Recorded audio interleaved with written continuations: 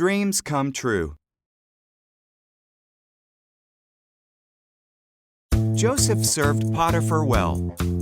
Potiphar's wife wanted Joseph to sin against God. Joseph refused, so she lied about him.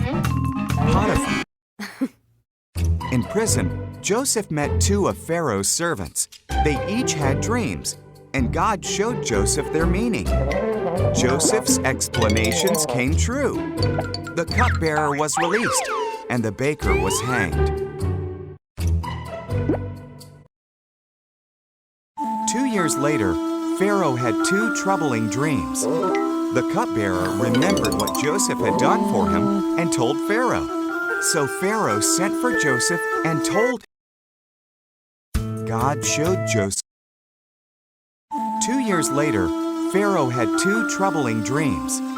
The cupbearer remembered what Joseph had done for him and told Pharaoh.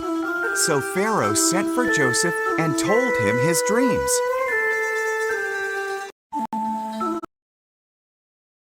God showed Joseph the meaning of Pharaoh's dreams. For 7 years, a lot of food will grow, said Joseph. So store up food because 7 years of famine will follow. Pharaoh was impressed by Joseph's wisdom, so he put Joseph in charge of storing up all the food. Apart from Pharaoh, no one in Egypt was more powerful than Joseph.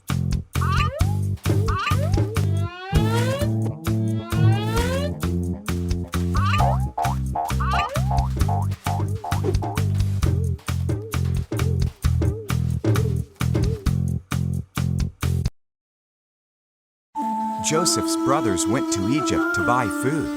They bowed before Joseph, but did not recognize him. When he saw that they had changed, he told them who he was. The brothers were terrified. "You meant to harm me," Joseph said, "but God used that for good. Bring all of our family to Egypt. We will have plenty to eat."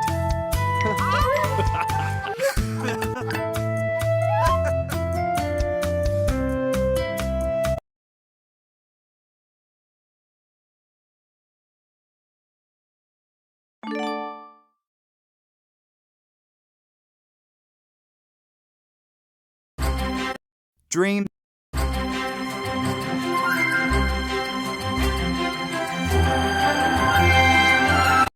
A baby and a bush. Egypt was filled with Israelites. The new Pharaoh was afraid that the Israelites would become too powerful, so he made them slaves and treated them very badly.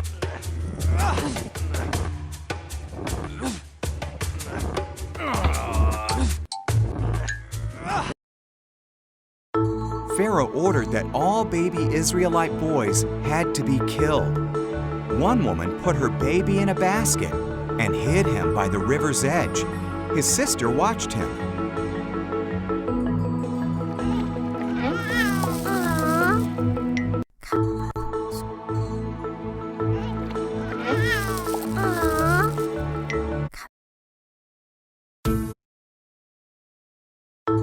Pharaoh ordered that all baby Israelite boys had to be killed.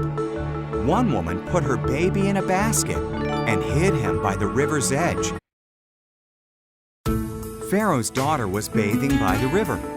She found the baby and decided to keep him. His sister offered their mother's help to care for him. Pharaoh's daughter named him Moses. Moses grew up. One day, he saw an Egyptian beating an Israelite. Moses killed the Egyptian. Then he fled to Midian and was a shepherd for 40 years.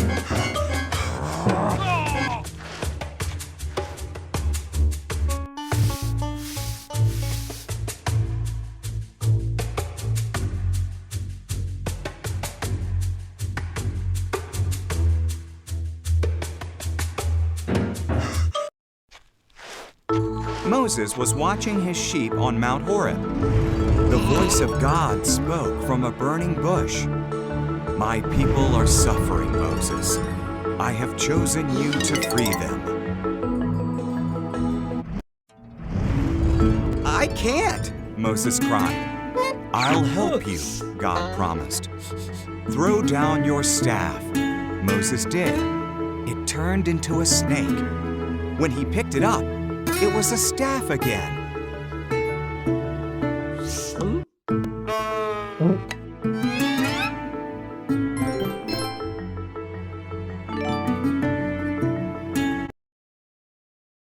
Put your hand in your cloak, God said.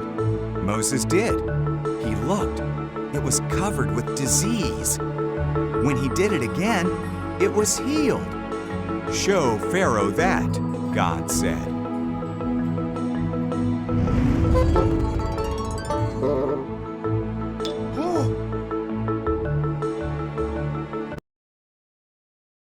I'm not a good speaker, said Moses. I'll give you the words, God said. Your brother Aaron can help. So Moses went to tell Pharaoh to set the Israelites free.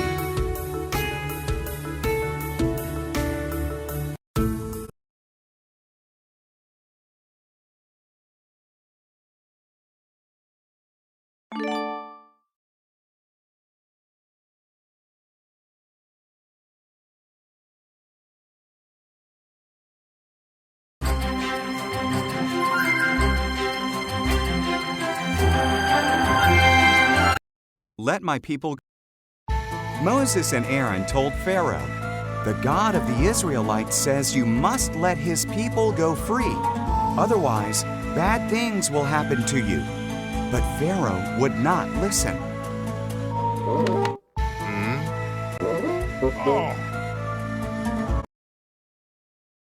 So God turned the water in Egypt into blood. No one could drink it. Then he filled the Egyptian houses with frogs. Frogs were everywhere. Still, Pharaoh would not listen.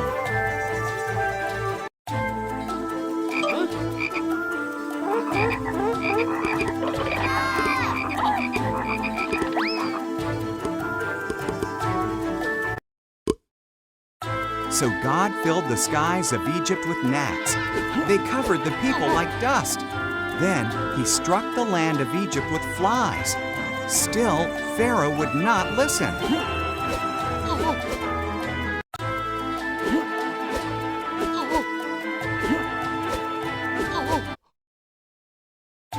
So God killed the animals of Egypt: horses, donkeys, camels, sheep, cows, and goats all died. Then he covered the Egyptian people.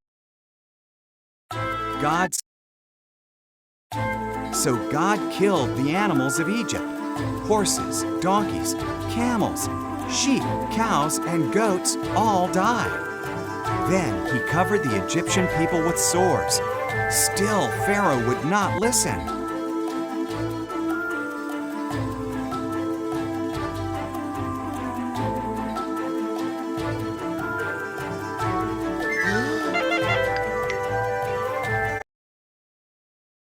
God sent hail to crush the crops of Egypt.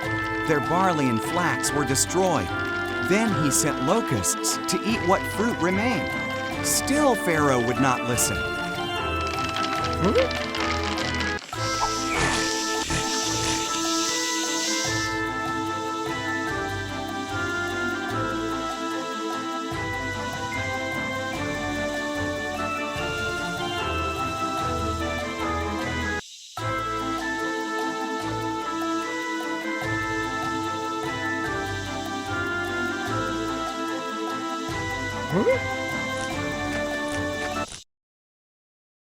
So God sent darkness over the land. But again, Pharaoh would not listen. God said, I will kill every firstborn son in Egypt and all the firstborn of the animals. My people must kill a lamb, eat it, and put its blood on their doorposts. I will see the blood and pass over their houses. Those children will not die.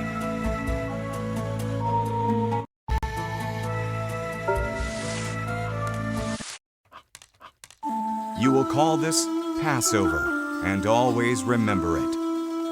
The Israelites obeyed God. But the Egyptian firstborn sons died, even Pharaoh's son. Finally, Pharaoh listened. He let the Israelites go.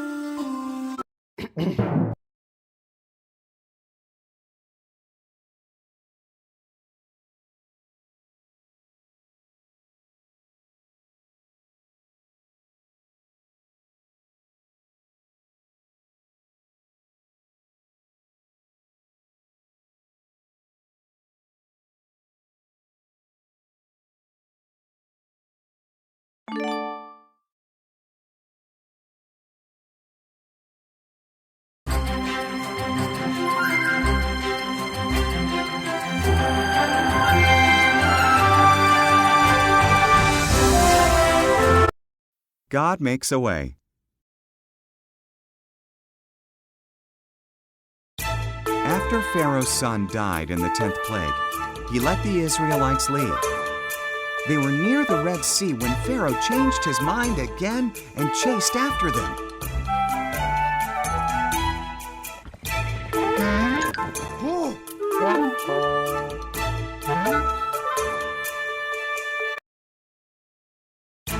When the Israelites saw Pharaoh's chariots, they were terrified. But God told Moses to raise his staff toward the Red Sea. God sent a strong wind and parted the sea.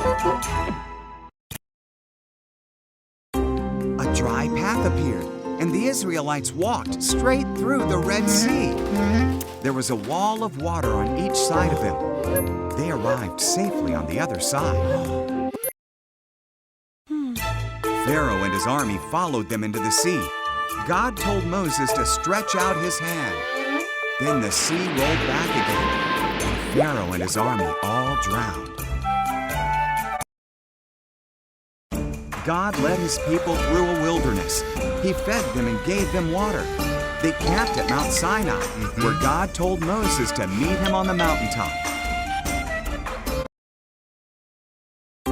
Surrounded by fire and smoke, Moses climbed to the top, and God came down to meet him.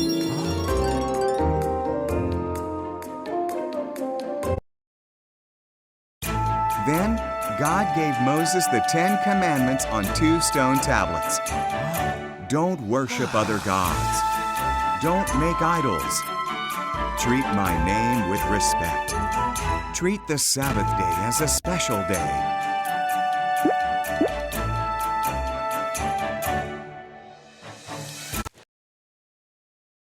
Respect your parents. Don't murder. Be loyal to your husband or your wife. Don't steal. Don't lie. Don't envy people or what they own. Now, the people knew how to obey God.